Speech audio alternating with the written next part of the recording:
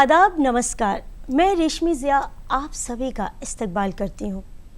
एक नाम क्या लिखा तेरा साहिल की रेत पर, फिर उम्र भर हवा से मेरी दुश्मनी रही। एक ऐसी ही अजीम फनकारा आज हमारे साथ गुफ्तगू में मौजूद हैं।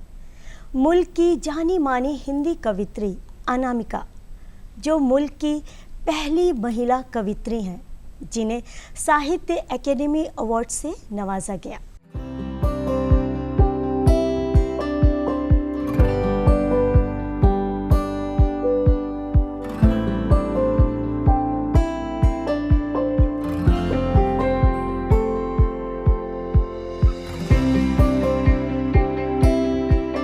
साल 2020 में टोकरी में दिगंत थेरी घाटा के लिए इन्हें साहित्य अकेडमी अवार्ड से नवाजा गया। मुजफ्फरपुर बिहार में जाने माने कवि श्याम नंदन किशोर के घर पैदा हुई अनामिका को हुनर विरसे में मिला और बीतते वक्त के साथ ये अपने हुनर को निखारती चली गयीं। खवातीन और उनसे जुड़े मुद्दे इनके लिए हमेशा अहम और दिल के करीब रहे। यही वजह है कि अपनी कलम की ताकत से ये औरत से जुड़े मुद्दों को लगातार उठाती रही।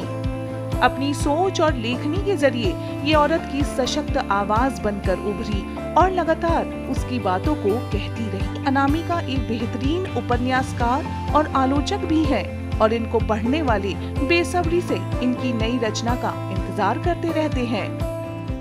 अनामिका जी, आपका बहुत बहुत इस्तकबाल है। बहुत शुक्रिया, आप मेरे साथ बैठी हैं, हम बातचीत करेंगे। बहुत शुक्रिया। अनामिका जी, आपको 2020 में साहित्य अकेडमी अवार्ड से नवाजा गया। वो कौन सी किताब थी, इस बारे में कुछ बताएं, और वो लिखने का ख्याल आपके दिल में कैसे आया? उस किताब का नाम है थेरी गाथा टोकरी में दिगंत। बुद्ध के समय ये पहली बार हुआ था कि समाज की अलग अलग सरणियों से, अलग अलग तरह की पृष्ठभूमियों से स्त्रियां आई थी बुद्ध से मिलने। अच्छा। वो भी एक युद्ध कातर आतंक विह्वल समय था और सबसे ज़्यादा जब लड़ाइयाँ होती हैं मुल्कों के बीच या आपस में, तो सबसे ज़्यादा तकलीफ़ किसे होती है? किनके बेटे जाते हैं, किनके शौहर जाते हैं, किनके अपने जाते हैं, किसकी गर्भ पे कुठाराघात होता है? स्त्री के। तो और घर बिखरता है।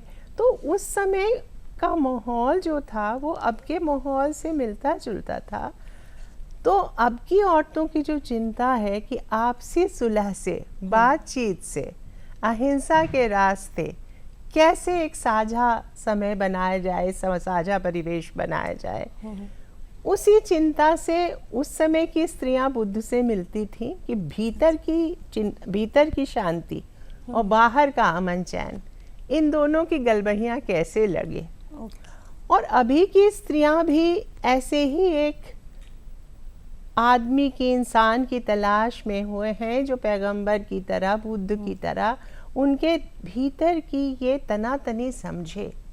और गुफ्तगू जो आपके प्रोग्राम का नाम है, उसके सहारे बोलकर, हंसकर, साझेदारी के साथ कैसे एक ऐसा समाज बनाए जहां रगड़े और फसाद ना हो। तो वो इस तरह से वो अभी की औरतें, इसमें कल्पना ये की है कि सभी मुल्कों की औरतें, सभी तरह की औरतें एक काल्पनिक बुद्ध से मिलती हैं। वो हर आदमी में जो उनके सामने पड़ता है वो एक बुद्ध ढूंढती हैं, एक पैगंबर ढूंढती हैं। वो चाहती हैं कि वो उनके भीतर है और उसको वो कैसे उजागर करें। और ये उन्हीं से गपशप करती हैं। उस अपने जब भी उनको, उनके साथ कोई वारदात होती है तो वो अकेलेपन में एक ऐसी शख्सियत की कल्पना करती है जिससे वो बराबरी की गुफ्तगू को, जिससे अपने सारे दुख कह सके। और उधर से भी वो सोचती है कि वो मेरा एक ऐसा हमदर्द पुरुष है, ऐसे एक हमदर्द समाज की कल्पना करती हैं जहां उनको भी एक इंसान की तरह देखा जाए और पूरे जो एक झगड़ा झगड़ी का समाज है ये ख़त्म हो।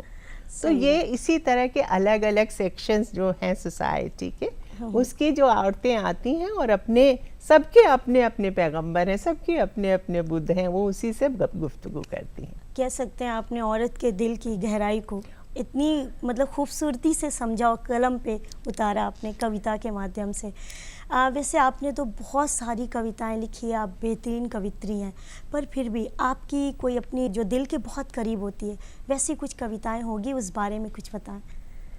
जी, एक कविता है नमक, मैं वो सुनाती हूँ, उसके बाद धीरे धीरे और भी सुना सकती हूँ। नमक दुख है धरती का और उसका स्वाद भी। धरती का 3 भाग नमकीन पानी है और आदमी का दिल नमक का पहाड़।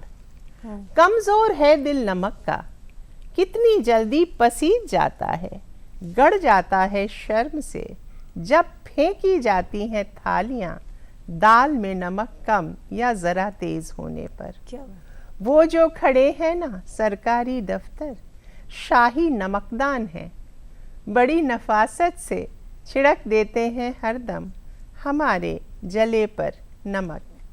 जिनके चेहरे पर नमक है, पूछिए उन औरतों से कितना भारी पड़ता है उनको उनके चेहरे का नमक। जिन्हें नमक की कीमत करनी होती है अदा, उन नमक हलालों से रंज रखता है महासागर।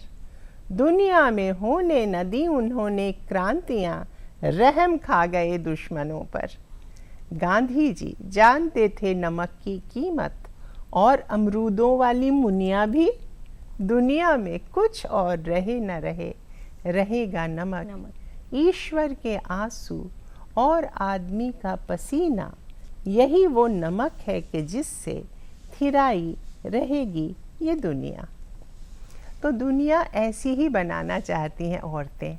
वाकई बहुत ही खूबसूरती से आपने एक छोटे से नमक को, कहते हैं नमक नहीं तो कुछ नहीं, और नमक को इतने जीवन का बेहतरीन नमक। तरीके से आपने बयां औरतें किया। ना धरती का नमक है, Really? और उस नमक के लाले, मतलब नमक एक बहुत बड़ा हमारे साझा जो विरासत है जी। हिंदी उर्दू की, उसमें नमक का मोल एक बहुत बड़ी चीज़ होती है। जो इतनी छोटी छोटी चीज़ों को इतनी बारीकी से देखना और उस पर लिखना, ये बहुत बड़ी बात होती है।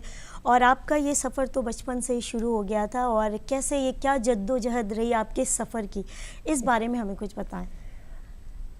हाँ, हम लोग एक ऐसे समय में पैदा हुए जो जहाँ है वहाँ का नहीं है।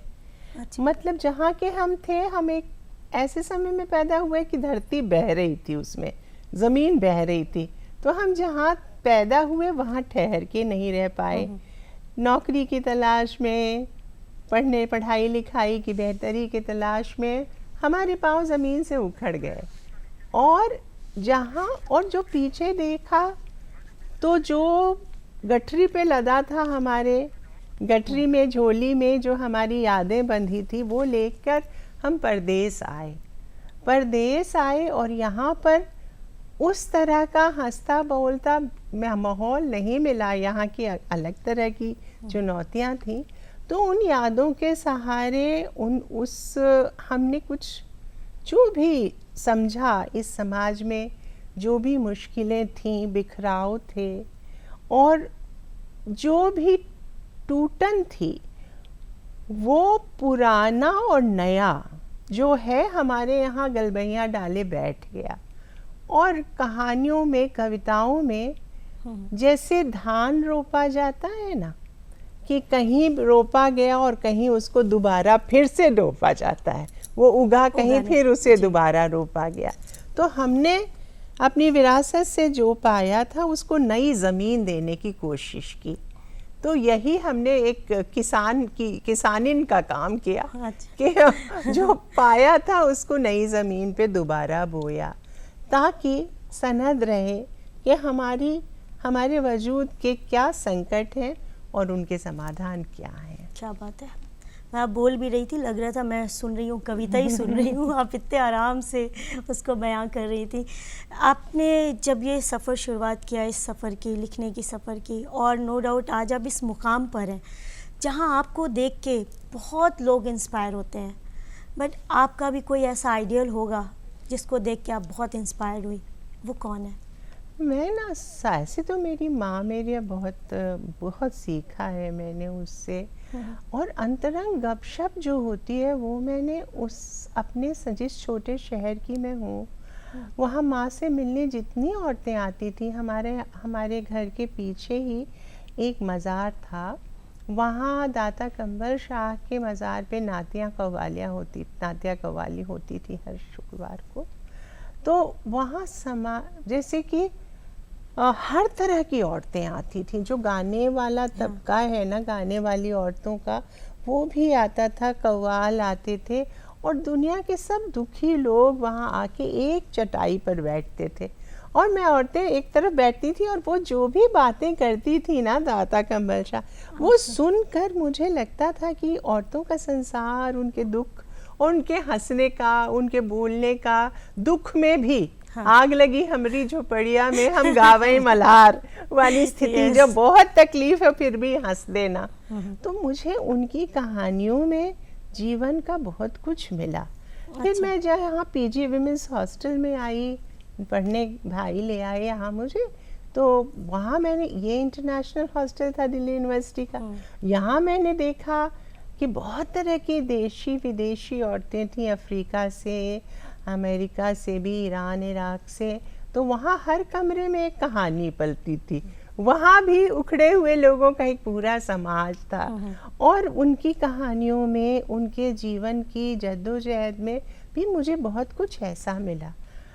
हम जो मध्य वर्ग में पैदा होते हैं, उन्हें औरतों से ही बात करने का हमारा ऐसे बहुत ज़्यादा आपस में ही हम बात कर पाते हैं। तो वो बचपन में जो औरतें मिली, घर में जो औरतें मिली और हॉस्टल में जो ये औरतें मिली तरह तरह की, उनसे मैंने अंतरंग बातचीत की। उनके दिल में, हम लोगों में आदत होती है, आप में भी है, मुझ में भी है, हम लोग औपचारिक ऊपरी बातें नहीं करते, बहुत जल्दी घुल मिल जाते हैं। आप बस में बैठी हुई दो औरतों को देखिएगा, वो भी तुरंत ही, एक मजदूर औरत है, एक स्टूडेंट है, दो भी मिल जाती हैं और आपस की अब दिल की बातें कह लेती हैं।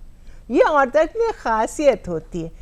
तो उसमें मुझे प्रेरणा हर जगह मिलती है। मैंने हर औरत में देखा है कि संघर्ष का और मोहब्बत की कैपेसिटी, कितना जज्बा, वो बहुत होता है।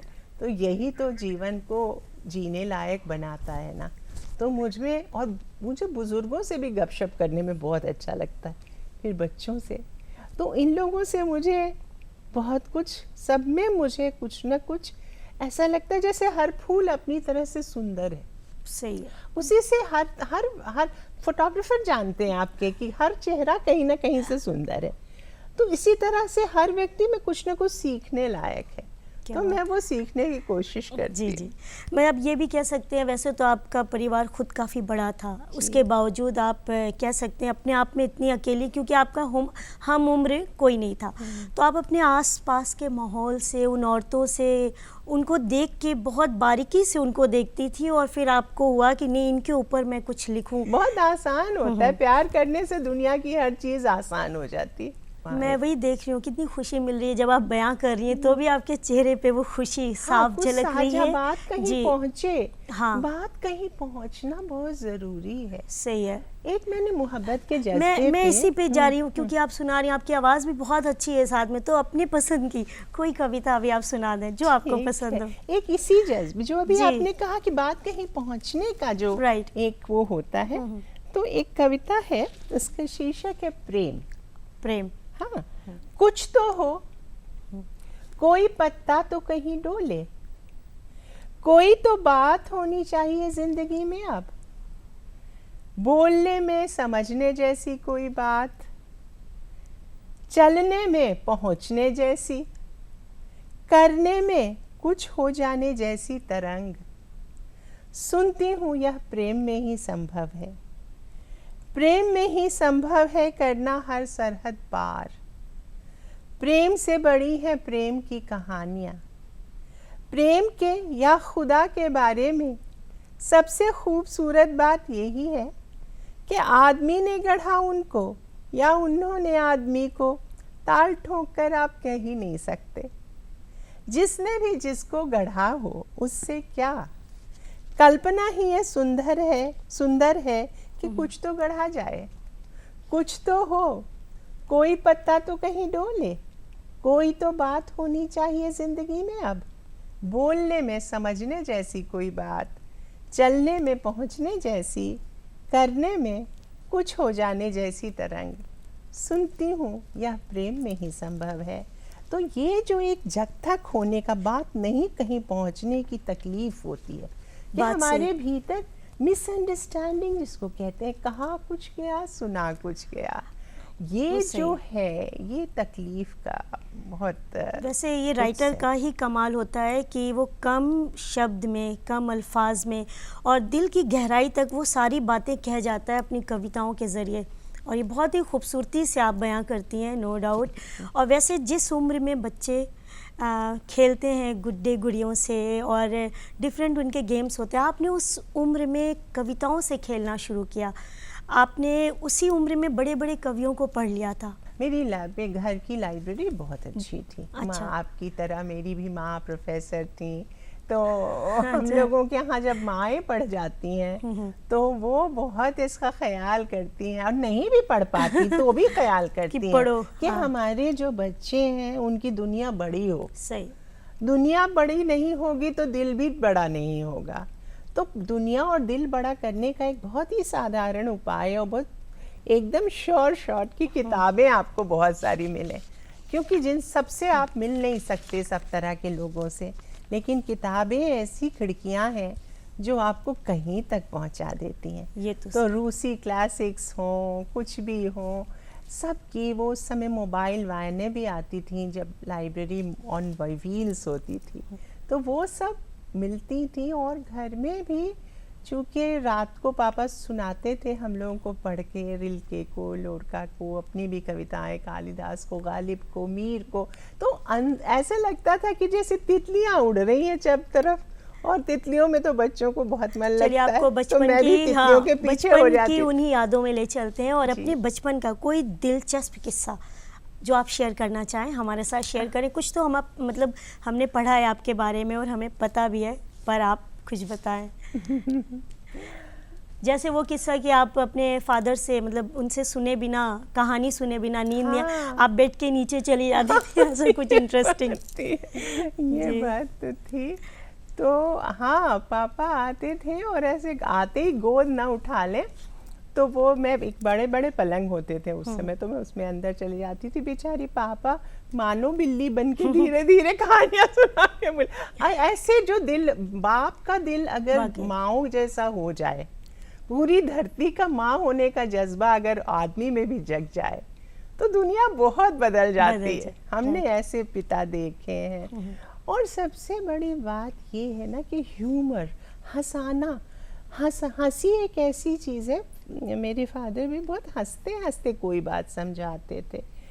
जैसे ऐसे की छोटी सी बात उनकी याद आ रही है कि मैंने किसी के लिए कहा कि पिताजी उसको तो नौकरी हो जानी चाहिए। उस समय मेरे फादर इस जगह थे जो किसी को नौकरी दे सकते थे। तो एक कोई टीचर थे कहीं के, उन्होंने अपने घर में बहुत कोहराम मचा रखा था, बच्चों को, औरतों को बहुत पीटते थे। तो लेकिन उनकी फिर भी औरत आती थी, माँ से मिलती थी, तो मैं सुनती रहती थी। वो कहती थी कि दिल के बहुत अच्छे हैं, कोई ऐसी बात नहीं है, भोले भाले हैं, आप नौकरी का इंतजाम कर दें। तो मैंने बात छोटी थी, मैंने सुन ली। फिर हमने कहा पापा वो बहुत भोले भाले हैं, वो भोला भाला आदमी है, उसको नौकरी दे दीजिए। उनकी वो आंटी आई थी, वो कह रही थी, हम आंटी नहीं कहते थे, मासी कहते थे, मासी वो आई थी ना उस मोहल्ले वाली, वो कह रही थी। तो पापा ने हंस के कहा यही तो मुश्किल है बेटा कि हर भोले के पीछे एक भाला लगा। भोला भाला। तो ऐसा हंसाते तो कहने थे कि फेस वैल्यू उतनी इम्पोर्टेंट Right. थी। मैंने कहा भोला वाला तो हंसने लगा, वो मुझे क्या समझाते समझा। कि वो घर में क्या कोहराम मचाता है। तो क्या भोले का भोला ठीक है, लेकिन भोले के पीछे भाला भी लगा होता है, ये सोच ले। ये बहुत अच्छी बात आपने कही है। मैं भी मतलब भोला जो, ये बहुत सही बात कही है, भोला भाला। रियलिटी का जो मैं अब चेक करूंगी। और पापा उनसे मैं कहूँ पापा चित्र जी। बना दीजिए, तो कहते पापा ये तुम्हें नहीं बनता मुझसे। तो कहते थे कि मैं बनाता हूँ चित्र और बन जाता है विचित्र। तो हंसा के बहुत ज्यादा वो भी लिखते खेलते थे, बहुत अच्छे। अच्छा जी। लिखते थे। उनके गीत तो मुझे जब भी आप डिप्रेस हो मतलब उनके लिखे हुए गीत बहुत याद आते हैं। अच्छा। आपका मनोबल ऐसे उठा देते हैं। अभी भी मैं जीवन के किसी भी दो राह पे खड़ी हूँ, पापा की लिखी हुई कविताएं मुझे ज़रूर ही याद आती हैं। लगता है वो नहीं भी हैं तो एक लालटेन लेके उनकी कविताएं खड़ी। मतलब आप जब भी कभी डिप्रेस बहुत होती हैं या बहुत तकलीफ कोई भी होती है तो उनके बारे में परेशान। सोचती हूँ, मेरा मन खिल जाता है। उनकी लिखी उन्हीं हुई को, चीज़ें हाँ। याद करती हूँ तो मेरा मन खिल जाता है। और उनका ये कि सबको खुश रखने का और कभी किसी छोटी बात में न पड़ने का उनका जो वो था, वो मुझे बहुत मुतासिर करता है। ये आप में आया होगा और यही फिर अपनी आगे वाली जनरेशन को आप मैं सेम। कोशिश करती हूँ कि जो भी मेरे पास जो मेरे अपने बच्चे हैं या मेरी क्लास के बच्चे हैं, मतलब लड़के लड़कियाँ हैं, सब में ये भाव भरना तो मैं चाहती हूँ। आजकल किस किताब पे आप काम कर रही हैं? मैं ना एक अंधे फकीर के बारे में काम कर रही हूँ, जो बचपन में मैंने उसको उसी मज़ार अच्छा। के पीछे बचपन में हमेशा देखा था। अब उसको मैंने बाद में मैंने पढ़ा कि देखिए मिल्टन की भी आंखें नहीं थी, होमर की भी आंखें नहीं थी, सूरदास की भी आंखें नहीं थी। तो आंखें बाहर की ओर खुलती हो ये ज़रूरी नहीं है, अंदर की ओर खुलती हुई आंखें अगर हों और आदमी ध्यान से दूसरे की बात सुनता हो तो जीवन में बहुत सारा रस लेके वो सामने आ सकता है। तो उस पे काम कर रही हूँ कि जिनकी आंखें ना हो उन्हें भी अंतर्दृष्टि, इंसाइट उनकी होती है सही। और गौर से वो दुनिया की सब बातें सुनते हैं। तो उस एक ऐसे व्यक्ति की कहानी है वो। अच्छा, उस पे अभी मेरे काम यहाँ काम भी करते थे, मेरी यूनिवर्सिटी में एक मेरे कॉलीग थे, अब वो नहीं रहे। तो उन्होंने अपने जीवन की पार्टीशन के समय की और बहुत सारी ऐसी बातें बताई थी, तो मुझे लगता था कि इन पे लिखना चाहिए। तो आँखों को एक तरह से मेटाफर बना के मैंने लिखा है, वो लंबा है। काफ़ी ठहराव है आपकी बात में और आपकी कविताओं में, वाकई सुनने का मन करता है और आप बोलती जाएं। आप कविताएं लिखती हैं, कविता आपका शौक़ है, हाँ? इसके अलावा फुर्सत के पलों में आप क्या करना पसंद करती हैं? वही तो मैं बात करना पसंद करती हूँ, किससे? घुल मिल कर बात करना मैं चाहती हूँ अपनी। मेरा तो जीवन हम सबका ऐसा ही है, या तो हम औरतों से घिरे होते हैं या फिर हम अपने से कम उम्र के लोगों से घिरे होते हैं, बच्चों से, बच्चों के दोस्तों से, यूनिवर्सिटी के स्टूडेंट से। कोई ऐसा ख्वाब होगा ना मैम, कुछ ऐसा जो आप पूरा करना चाहती हैं? मैं चाहती हूँ कि जितनी भी ऑर्फनेजेस हैं, अनाथालय हैं और जीवन मतलब बुज़ुर्गों के रहने की जगह है जहाँ अनाथ बुज़ुर्ग रहते हैं, उनको एक साथ रखा जाए और उसमें जितनी औरतें हैं जिनका जीवन पटरी से उतर गया है, वो सब मिलके एक परिवार बना ले। मैं ये चाहती हूँ कि मतलब खून का रिश्ता ये सब कुछ नहीं होता, Right. दिल के रिश्ते बहुत बड़ी चीज़ होते हैं। और एक तरह के दिल वाले लोग अगर मिलके एक नए तरह का परिवार, अडॉप्टेड फैमिली, मुझे इसका बहुत मन है। हम एक फैमिली अडॉप्ट करें, उसमें कुछ पशु पक्षी भी हो सकते हैं, Right. कुछ बुजुर्ग भी हो सकते हैं, कुछ औरतें भी हो सकती हैं जिनका जीवन दुख से, पटरी से उतर गया है, कुछ बच्चे हैं जिनका कोई नहीं है। अगर ऐसे करके हम एक नए तरह का परिवार बनाएंगे तो बड़ा अच्छा होगा और उनकी जीवन की कहानियाँ और उस तरह से मतलब फिर आपसदारी एक अलग तरह से विकसित होगी, मुझे ऐसा लगता है। आपको जिसके लिए साहित्य अकेडमी अवार्ड से नवाजा गया, वो जो थी उसकी कुछ लाइनें वो सुना दें। जी, ये एक औरत है जो बुजुर्ग हो रही है और बुद्ध से मिलने जाती है कि उसने अपनी जिंदगी में क्या पाया। इसका नाम अभिरूपा थेरी। हे भंते, नहीं जानती मेरे जीवन का हासिल क्या, मेरे वे सारे संबंध जो बन ही नहीं पाए, वे मुलाकातें जो हुई ही नहीं, वे रास्ते जो मुझसे छूट गए या मैंने छोड़ दिए, उड़ के दरवाजे जो खोले नहीं मैंने, शब्द जो उचारे नहीं और प्रस्ताव जो विचारे नहीं। मेरे सगे थे वही जिनकी मैं सगी न हुई, करते हैं मेरी परिचर्या इस घने जंगल में वे ही।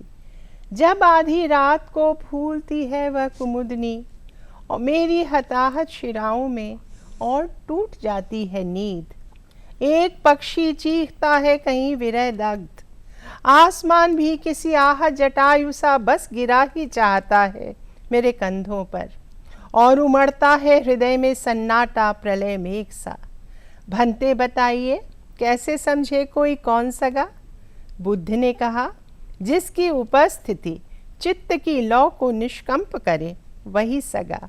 अभिरूपा सगा वही जो तुमको मंथर गति से सीधा चलना सिखाए, बढ़ना सिखाए, जो ऐसे जैसे कि युद्ध भूमि में हाथी बढ़ता है, बौछार तीरों की हर तरफ से झेलता।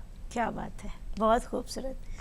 अनामिका जी, आप गुफ्तगू में आई और आपने इतनी दिलचस्प बातें की, और स्पेशली जो आप औरतों पे लिखती हैं उनके दिल के जज्बात को इतनी बारीकी से समझ के आप कागज़ पे उतारती हैं, बहुत ही खूबसूरत है। और आपने भी बहुत अंदर तक बात पहुंचाई मेरे। जी जी, बहुत आपका भी शुक्रिया जी। आप तो बहुत अच्छा लिखती हैं, मन करता है बस सुनते रहें। तो मेरे नाजरीन को आपको और बेहतर तरीके से जानने का मौका मिला, आप गुफ्तगू में तशरीफ़ लाई, उसके लिए दिल से शुक्रिया। चलिए, जो हमारा एक अंतरंग परिवार जी। बनने का एक सपना है, ये शायद इससे पूरा हो अगर कुछ दिल जुड़ पाए तो नाजरीन, ये थी मशहूर कवित्री अनामिका जी। अगले हफ्ते आपसे फिर होगी मुलाकात एक नई शख्सियत के साथ। तब तक के लिए दीजिए इजाज़त। आदाब।